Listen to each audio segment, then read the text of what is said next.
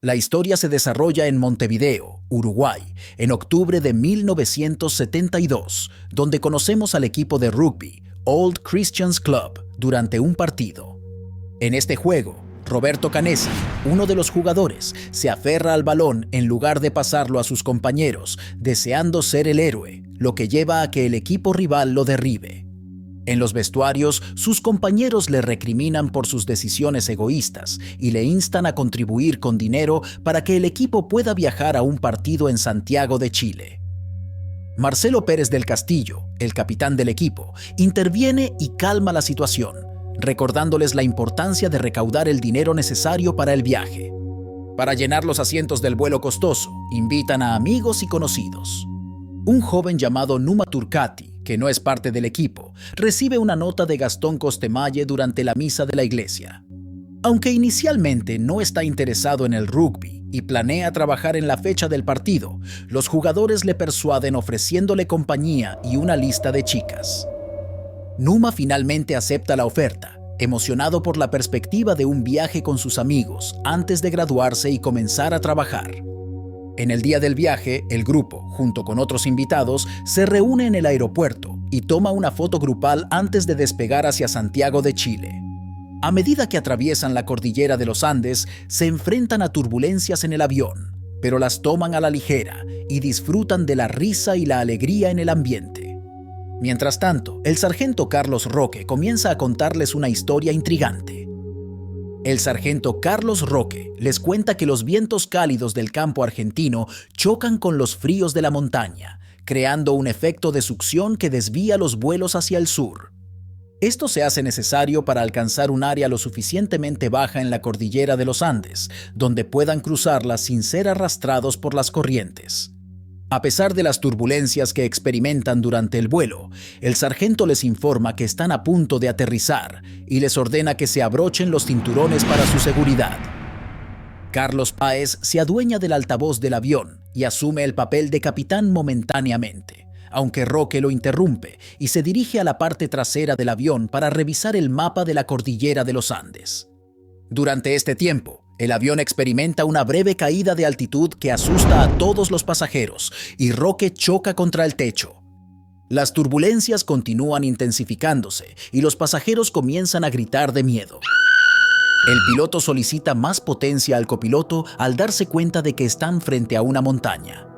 A pesar de sus esfuerzos para elevarse, la cola del avión choca contra la montaña, haciendo que las personas en la parte trasera sean lanzadas por los aires, incluyendo a Gastón. El avión logra impactar suavemente contra la nieve y comienza a deslizarse hacia abajo, aunque su infraestructura se desarma en gran parte. La inercia provoca que los pasajeros sean arrojados unos contra otros, causando fracturas en los pies y la muerte de algunos. Cuando Numa recupera la conciencia y se libera del cinturón, cae sobre otros pasajeros y escucha los lamentos de dolor y desesperación. Ayuda a liberar a Roberto, Marcelo y Eduardo, quienes tienen suerte de salir ilesos. Sin embargo, otros pasajeros mueren instantáneamente o sufren graves heridas. Comienza el primer día del angustiante y helado 13 de octubre de 1972.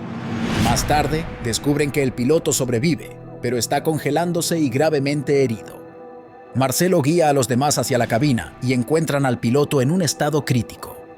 A pesar de sus esfuerzos por comunicarse por radio, esta deja de funcionar. Cuando todos abandonan la cabina, Numa se acerca al piloto moribundo, quien le susurra sus últimas palabras: «Que Dios los acompañe». Durante la noche, la temperatura cae a 30 grados bajo cero y los pasajeros luchan contra el frío cubriendo la entrada del avión con maletas, aunque apenas logran mitigar el frío intenso que los envuelve. En un intento desesperado por mantenerse calientes, se apiñan entre los vivos y los muertos. Los heridos, que siguen con vida, gritan mientras comienzan a perder la cordura, y Marcelo insta a todos a no quedarse dormidos para evitar congelarse. Al amanecer, algunos pasajeros piden ayuda, pero al final solo quedan cadáveres. Cuando el sol aparece, Numa y los demás salen del avión para evaluar su situación y se dan cuenta de que están varados en medio de la montaña, rodeados de nieve y rocas. Roberto menciona que Fernando y su hermana Susana están heridos y carecen de un lugar adecuado para recibir atención médica. Marcelo ordena que despejen el interior del avión, sacando los asientos y escombros, para llevar a los heridos junto al avión, donde el sol les proporciona algo de calor. Abren las maletas una por una para recolectar provisiones y colocan a los muertos afuera, esperando el rescate. Con el tiempo, el hambre se hace presente y Marcelo raciona la comida, dando una galleta y una aceituna a cada uno. En un momento, escuchan un motor a lo lejos y gritan en busca de ayuda, pero sus esfuerzos son en vano, ya que la noche se acerca nuevamente y vuelven a cubrir la entrada con maletas. Marcelo trata de mantener la moral alta, asegurando que los rescatistas llegarán pronto, aunque Adolfo sabe que las probabilidades son mínimas. En el tercer día, Nando despierta, apenas puede moverse debido a los golpes, y se entera de que su madre murió, recordando que fue él quien invitó a su hermana y a su madre al viaje. Los sobrevivientes improvisan un filtro de agua y marcan una X con las maletas como señal de vida cuando ven un avión cercano. Rocky informa que el avión los ha visto, lo que desencadena la celebración, aunque Fito prefiere mantener la cautela. Sin embargo, el tiempo pasa y nadie llega en su rescate. Los pasajeros comienzan a recordar y a imaginar las comidas que solían disfrutar en casa mientras fabrican camas improvisadas para los heridos. A pesar de escuchar motores cercanos en varias ocasiones, siguen sin ser rescatados y Marcelo decide ocultar la información a los demás para mantener el orden. Mientras tanto, Roberto explica la importancia de la supervivencia y el tiempo que les queda sin comida ni agua. Numa propone una idea desesperada: escalar la montaña en busca de las baterías que estaban en la cola del avión para reparar la radio y pedir ayuda. A pesar de la falta de opciones, el grupo acepta la propuesta. Fabrican improvisados lentes de sol y cuerdas utilizando cables y comienzan a ascender por la nieve. Sin embargo, cuando descansan, se dan cuenta de que están lo suficientemente alto como para no poder ver su avión en medio de la vasta extensión de nieve, y presencian una avalancha en la distancia, lo que los hace retroceder por precaución. En el sexto día, cuando la comida escasea, Numa decide aventurarse solo hacia las rocas en busca de algo para comer, pero no tiene éxito. Fito menciona que Nando mostró signos de locura al insinuar que se comería a los cadáveres antes de morir de hambre. En el séptimo día, la hambruna los obliga a hablar sobre la posibilidad de recurrir al canibalismo para sobrevivir. Algunos se resisten a aceptarlo, temiendo la reacción de Dios y la legalidad del acto, pero Roberto argumenta que deben hacer lo que sea necesario para sobrevivir. La discusión no llega a una conclusión, y quienes se niegan a cometer canibalismo intentan sobrevivir con lana y cigarros, mientras los problemas renales empeoran. En un momento, Nando observa que su hermana Susana ha fallecido, y mientras atienden su cuerpo, Gustavo, apodado Coco, decide escribir una carta a sus padres para contarles su situación, la muerte y el entierro de Susana, y pide a Dios la oportunidad de ver a sus padres una última vez. Esa noche, una tormenta rodea las montañas, y la desesperación se apodera del grupo mientras escuchan las súplicas de uno de ellos, quien ruega a su madre no morir en ese lugar. En el noveno día, Fito toma una decisión extrema al ofrecer su propio cuerpo como fuente de alimento en caso de su muerte, y otros, incluyendo a Roberto, toman una medida similar. Los primos de Fito deciden desenterrar a los fallecidos y utilizar sus cuerpos para alimentarse. A medida que algunos miembros del grupo comienzan a considerar acciones impensables, otros abandonan sus inhibiciones morales y se unen al acto de canibalismo. Incluso Pancho, un amigo cercano de Numa, se ve forzado a satisfacer su hambre al dejar atrás sus reservas morales. Esa noche, aquellos que participan en el canibalismo sienten que aquellos que se negaron a unirse los observan de manera diferente, aunque estos últimos afirman que no los juzgan. Al día siguiente, Fito y su primo Eduardo se encargan de desvestir los cuerpos de los fallecidos y cortar partes de carne en secreto para evitar que aquellos que comen caigan en la desesperación. El resto del grupo encuentra fragmentos de carne en la nieve sin conocer su origen exacto y los consumen sin sentir remordimientos. Mientras tanto, algunos logran activar una radio con una antena casera y empiezan a buscar una señal en el cielo. Pancho intenta ofrecerle carne humana a Numa oculta en la nieve, pero Numa la rechaza argumentando que no es ético. Su conversación se interrumpe cuando escuchan llantos fuera y descubren por la radio que las autoridades han dado por concluida la búsqueda y los han declarado muertos. El caos se apodera del grupo, con la mayoría llorando desconsoladamente y algunos tratando de escapar por su cuenta. Marcelo admite su error por haberles pedido que mantuvieran la calma hasta el rescate y les insta a los que se oponen a comer para sobrevivir. Sin embargo, Numa sigue sin aceptarlo y lidera una misión secreta junto a Daniel y Gustavo para buscar la cola del avión. Mientras avanzan entre los escombros, encuentran los cuerpos de quienes murieron en el primer impacto, como Gastón y Daniel, el primo de Fito, que murió en su asiento. A pesar de no encontrar lo que buscan, siguen avanzando y la noche los atrapa, forzándolos a abrazarse para conservar el calor corporal. Al amanecer, emergen entre el hielo casi congelados y utilizan partes del avión para regresar deslizándose.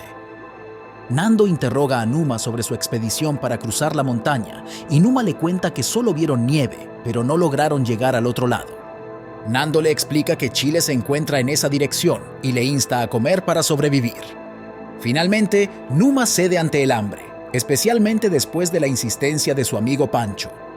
Los días continúan y, aunque Numa sabe que sus opciones son limitadas, mantiene la esperanza mientras observa cómo Nando se prepara para cruzar la cordillera.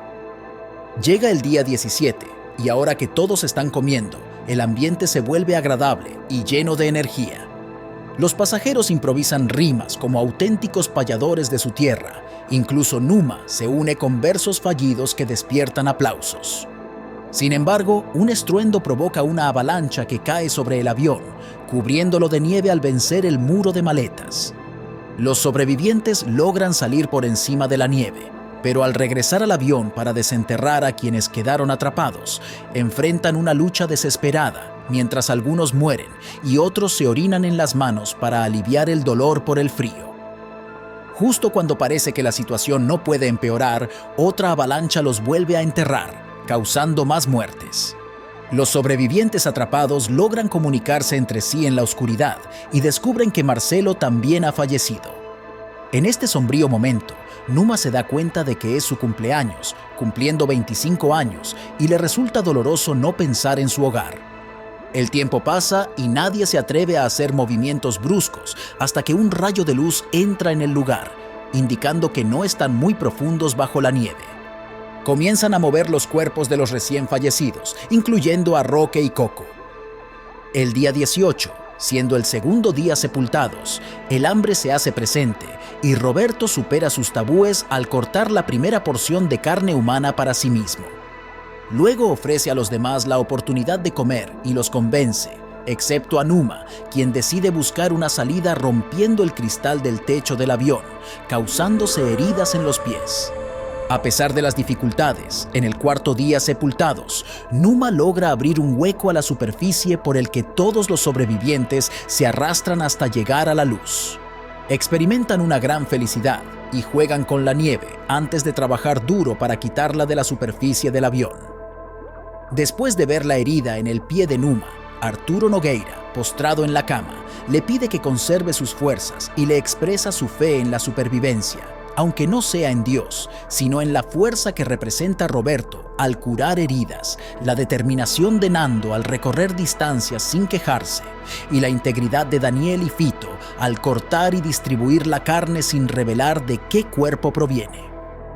En el día 34, el deshielo comienza, pero Nando propone salir en busca de ayuda al otro lado de la cordillera, lo cual es rechazado por Roberto y los demás debido al riesgo, ya que el deshielo completo se espera en 2 semanas. Llega el día 36 y tras la muerte de Arturo, Gustavo se acerca a Roberto para decirle que solo le quedan 3 días como máximo y que su papel como médico ya no es necesario. Deciden arriesgarse y un equipo de 4 miembros, incluyendo a Roberto, Nando y Numa, avanzan hacia el lado de Argentina, pero Numa cae debido a sus heridas infectadas. Roberto ordena regresar, pero Numa decide continuar solo. Su viaje comienza lentamente hasta que despierta justo a tiempo para presenciar la muerte de Rafael. Esa tarde, Numa se lamenta por su pierna infectada y cuestiona el sentido de las muertes de los demás. Un compañero le comparte cómo sintió un profundo amor al estar encima de una de las víctimas enterrada en la nieve, Liliana, y cómo se dio cuenta de que su misión era darle sentido al sacrificio de Liliana para que él pudiera regresar con su familia. Al día siguiente, Nando despierta a Numa y le cuenta que encontraron la cola del avión llena de maletas, botellas de ron, cigarrillos y dulces, además de la batería del avión. Deciden llevar la radio del avión hasta la cola, donde Roberto está seguro de que Roy, quien logró arreglar la radio portátil, puede hacer funcionar la radio del avión. Un nuevo grupo formado por Nando, Roberto, Roy y Antonio marcha hacia la cola. Una vez allí, Roy logra hacer funcionar las luces y al día siguiente conecta la radio. A pesar de los intentos de Roberto por enviar una señal de vida, la baja frecuencia se lo impide. Mientras tanto, la falta de alimentos se hace más evidente y los sobrevivientes se ven obligados a roer los huesos de los cadáveres. Numa se niega a comer y explica su deseo de regresar para hacer lo que nunca pudo. En la cola del avión, los exploradores encuentran tela impermeable, pero los problemas con la radio persisten sin solución aparente. Dejan una nota como señal de vida y emprenden el viaje de regreso, compartiendo la noticia sobre el fracaso de la radio con los demás y mostrándoles cómo pueden utilizar la tela aislante para crear sacos de dormir para futuras exploraciones. Al día siguiente, el grupo se reúne alrededor de la radio portátil y escucha que la Fuerza Aérea ha decidido retomar la búsqueda de los restos del avión en la cordillera de los Andes. Esto provoca una discusión, ya que Nando cree que están buscando cadáveres y que es poco probable que los encuentren. Roberto propone quedarse en el lugar y esperar la ayuda, argumentando que regresar a la montaña sería suicida. El aburrimiento lleva al grupo a imitar el canto de las aves para demostrar sus habilidades. Mientras tanto, Antonio Titín aprovecha la cámara para tomar fotografías y Numa siente que no podrá ver esas fotos en el futuro, pero se reconforta pensando que llegarán a sus familias y a desconocidos que se preguntarán quiénes eran y qué hacían en la montaña. Más tarde, Numa habla a solas con Nando y le da su permiso para comer su cuerpo cuando muera, ya que está tranquilo y preparado para lo que viene. Sin embargo, al amanecer, Numa es encontrado muerto a la edad de 25 años el 11 de diciembre de 1972. Gustavo extrae una nota de entre sus dedos, en la que Numa da su consentimiento para que vivan de su carne, afirmando que no hay amor más grande que dar la vida por sus amigos. Ante esta situación, Roberto cambia de opinión y decide que saldrán hacia Chile al día siguiente. Se provisionan con el cadáver de Numa y se despiden, con Nando dando permiso a todos para utilizar los cuerpos de sus hermanos si es necesario. El nuevo grupo de 3 inicia su viaje y escalan durante todo el día, pero al ver que la noche se acerca, deciden cavar una cueva para refugiarse. A pesar de esto, el frío es intenso y al amanecer continúan su marcha, enfrentando la interminable sucesión de montañas en su camino hacia la esperanza de rescate. A pesar de la difícil situación, Nando le pide a Roberto que aprecie la belleza del paisaje y le revela su decisión de no regresar, confiando en que las montañas deben llegar a su fin en algún momento y que el mar está al otro lado del valle, a unos 12 días de distancia. Sin embargo, Roberto le advierte que solo tienen comida para una semana. Nando le asegura que entre todas las montañas hay 2 que no tienen nieve, lo que indica que allí se encuentra Chile, y le pide a Roberto que lo acompañe en su viaje. Roberto acepta y el tercer miembro decide regresar al avión para que ellos puedan aprovechar las provisiones por más tiempo, explicando a los demás que Roberto y Nando están en buenas condiciones y nada los detendrá. El dúo de exploradores continúa avanzando y llegan hasta la confluencia central de las montañas, donde la nieve da paso a un desierto de rocas heladas con un camino más fácil de transitar. Reparan sus zapatos y se alimentan de carne de Numa mientras recargan energías. Sin embargo, Roberto se debilita y vomita todo lo que ha comido, pero al día siguiente encuentran un nacimiento de un río y beben agua pura después de mucho tiempo.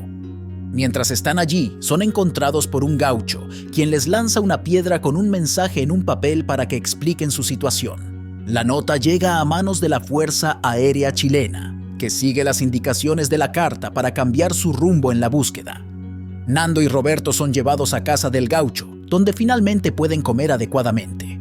Más tarde, observan la llegada de numerosos periodistas que desean entrevistarlos. Con el paso del tiempo, Nando decide unirse a las fuerzas aéreas para ayudar en la búsqueda de los demás supervivientes en un helicóptero. Ante esta noticia, el grupo en el avión se prepara, arreglándose y acicalándose para lucir presentables cuando sean encontrados. Fito, al ver los huesos de sus compañeros, decide enterrarlos, mientras que Gustavo se encarga de clasificar y guardar las pertenencias individuales de cada uno de ellos. Mientras tanto, Roberto ora a Dios agradeciéndole por su supervivencia y por la posibilidad de dar a conocer sus nombres al mundo a través de la radio. En ese momento, los sobrevivientes presencian la llegada de los helicópteros guiados por su amigo Nando. Sin perder tiempo, recogen sus pertenencias y corren hacia los helicópteros. Sin embargo, cuando el helicóptero supera su límite de peso, el copiloto le ordena a Gustavo que deje la maleta con las pertenencias de los muertos. Gustavo se niega a abandonarla y prefiere quedarse con ella en la nieve, obteniendo finalmente el permiso del piloto. Así inician el vuelo, dejando atrás la estructura de metal que fue su hogar durante 70 días. El 22 de diciembre, los 16 sobrevivientes llegan al campamento en el valle, donde se reencuentran con sus familias y son recibidos como héroes y seres bendecidos. En el hospital son sometidos a exámenes médicos para tratar las quemaduras causadas por el sol. Acá te dejo más videos interesantes. Si te gustó, suscríbete para más relatos, mitos y leyendas.